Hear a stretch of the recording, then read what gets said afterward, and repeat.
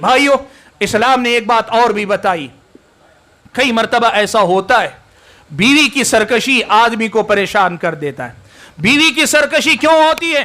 اس کی کئی وجوہات اسلامی شریعت نے بیان کی، ان میں سے ایک وجہ ایسا نہیں کہ صرف بیوی سرکش ہوتی، شوہر کی طرف سے بھی تکلیفیں ہوں گی۔ میں نے آپ کے سامنے حدیث پڑھ کر سنائی، خیرکم خیرکم لأہلی، تم میں سب سے بہتر آدمی وہ ہے جو اپنی بیوی کے ساتھ اچھا ہو۔ جس آدمی کے حق میں اس کی بیوی رضامندی کی گواہی نہ دے وہ اللہ تعالیٰ کی نظر میں اچھا بندہ نہیں ہے، وہ اچھا مسلمان نہیں ہے، وہ نبی کا سچا اور اچھا امتی نہیں ہے۔ یہ بات قرآن و سنت کی حقیقت ہے جو اللہ کے نبی نے ان الفاظ میں بیان فرمائی، خیرکم خیرکم لأہلی۔ لیکن وہیں عورت کی طرف سے بھی سرکشی کا معاملہ ہو سکتا ہے۔ اللہ کے نبی صلی اللہ علیہ وسلم کی زندگی میں ایسے کتنے معاملات سامنے آئے جہاں پر صحابیات میں سے بعض اپنے شوہروں کے ساتھ جو معاملہ کرتی تھیں وہ شریعت کی مطلوبہ صفات کے مطابق نہیں ہوتا تھا۔ اللہ نے کیا کیا؟ قرآن مجید کے اندر ایک ضابطہ اتارا، کہا دیکھو عورت اگر کبھی سرکشی کرے نا تو سرکشی کرنے والی عورت کے ساتھ معاملہ کرنے کا طریقہ کیا ہے؟ اللہ نے 3 درجے بیان کیے۔ کہا فَعِظُوهُنْ، سب سے پہلا مرحلہ یہ ہے، دیکھو یہ ایک بات خیال رکھو کہ عورت کو نصیحت کیا کرو، یعنی عورت کو سمجھایا کرو، اسے ذرا جو ہے ڈانٹا ڈپٹا کرو، سمجھا کر اسے کبھی نرمی سے کبھی گرمی سے لیکن سمجھا کر کام نکالنے کی کوشش کرو۔ عورت اگر باتوں سے نہیں مانتی ہے، نبی علیہ السلام کو مخاطب کر کے اللہ نے جو آیت اتاری اس میں اللہ نے کہا وَاهْجُرُوهُنَّ فِي الْمَضَاجِعِ، کہ بستر میں ذرا دوری اختیار کر لو، بستر سے دوری اختیار کر لو، یعنی ان کے ساتھ رات گزارنے کا جو معاملہ اس میں ذرا دوری پیدا کر لو۔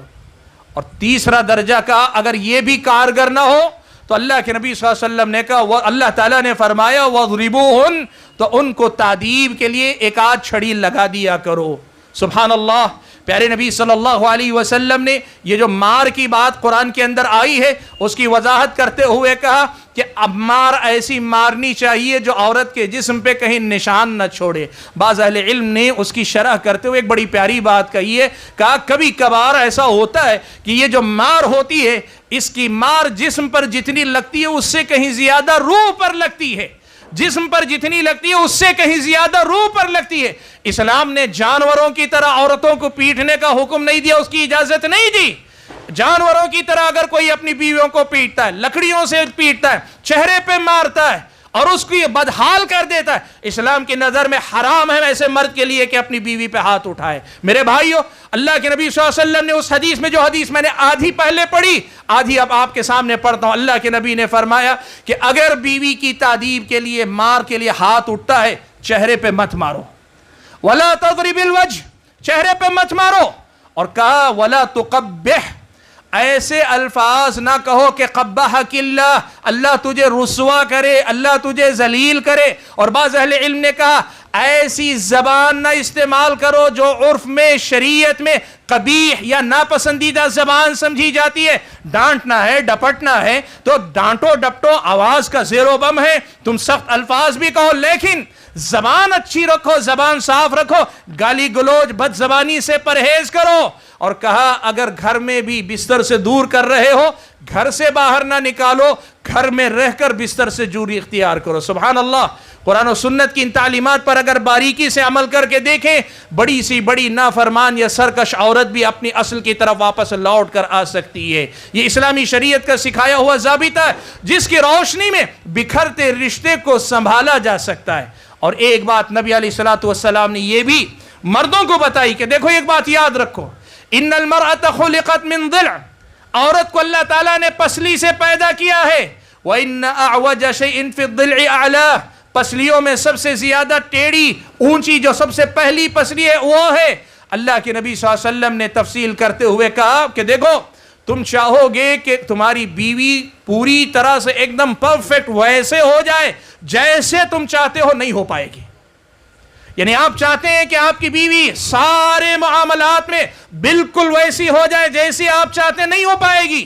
لیکن تمہیں کرنا کیا ہے؟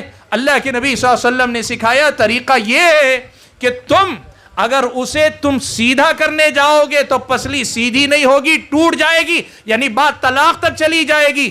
طریقہ یہ ہے کہ اس ایک غلطی کو نظر انداز کر کے عورتوں کی 10 اور خوبیاں ہیں ان پہ نظر رکھ کے ان سے زندگی گزارنے کی کوشش کرو. نبی نے فرمایا لا یفرق مؤمن مؤمنہ، اللہ کے نبی نے فرمایا کہ کوئی مومن کسی مومنہ سے نفرت نہ کرے. کیوں؟ کہ ان رضی ان سخط منہا، ایک اگر اس کی کوئی عادت ناپسند لگے گی تو اللہ نے دوسری ایسی صفات عورت میں رکھی ہیں جن کو دیکھ کر وہ ان سے راضی ہو سکتا ہے. مردوں کو آج یہ سبق یاد رکھنا چاہیے. بہت سارے گھروں کی وجہ کیا ہے؟ مرد اتنے زیادہ کہ خود اپنے آپ میں پابند نہیں ہوتے، لیکن چاہتے یہ ہے کہ بیوی بالکل اشاروں پہ رہے، ایک معاملے میں بھی 19-20 نہ ہونے پائے. سبحان اللہ. اللہ کے بندو، ہم اللہ کے بندے ہیں، اس کے محتاج ہیں. رب کی بندگی ہم سے کما حقہ نہیں ہو پا رہی ہے تو بندے اگر تھوڑی بہت کمی کرتے ہیں تو ان کو معاف کر کے چلنا سیکھو. اسلام نے یہی رشتوں کو نبھانے کا سلیقہ مجھ کو اور آپ کو سکھلایا. اسلام آپ کو مجھ کو سکھاتا ہے کہ اس مسئلے کا خیال رکھیں.